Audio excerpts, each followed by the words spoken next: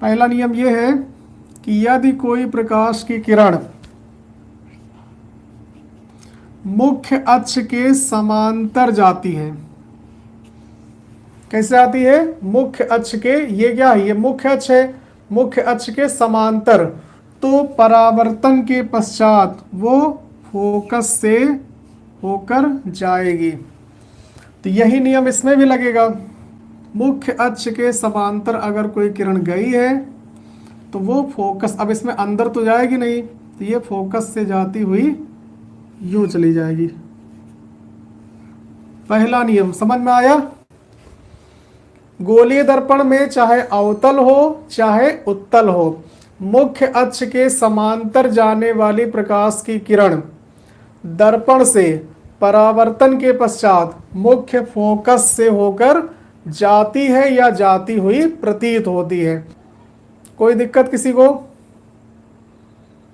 अब देखो दूसरा नियम इसका उल्टा, मुख्य अक्ष के समांतर जाएगी तो फोकस से लौटेगी, तो फोकस से अगर जाएगी तो मुख्य अक्ष के समांतर लौटेगी। अगर यह आपको समझ में आ गया तो ये आसानी समझ में आएगा।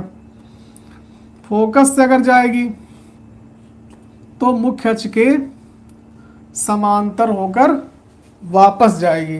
ठीक, फोकस से अगर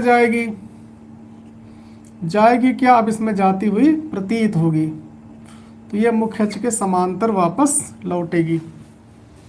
तो पहला नियम और ये दूसरा नियम, मुख्य अक्ष के समांतर अगर जाएगी तो वापस फोकस से लौटेगी, और अगर फोकस से जाएगी तो वापस मुख्य अक्ष के समांतर लौटेगी।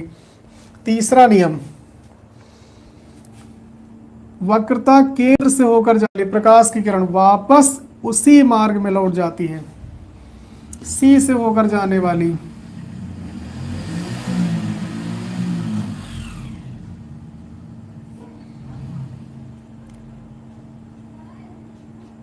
सी से होकर जाने वाली उसी मार्ग में वापस लौट जाती है।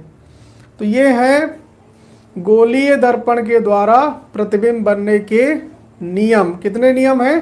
3 नियम। फिर से देखिए, पहला नियम है कि मुख्य अक्ष के समांतर जाने वाली प्रकाश की किरण दर्पण से परावर्तन के पश्चात मुख्य फोकस से होकर जाती है, चाहे अवतल हो चाहे उत्तल हो।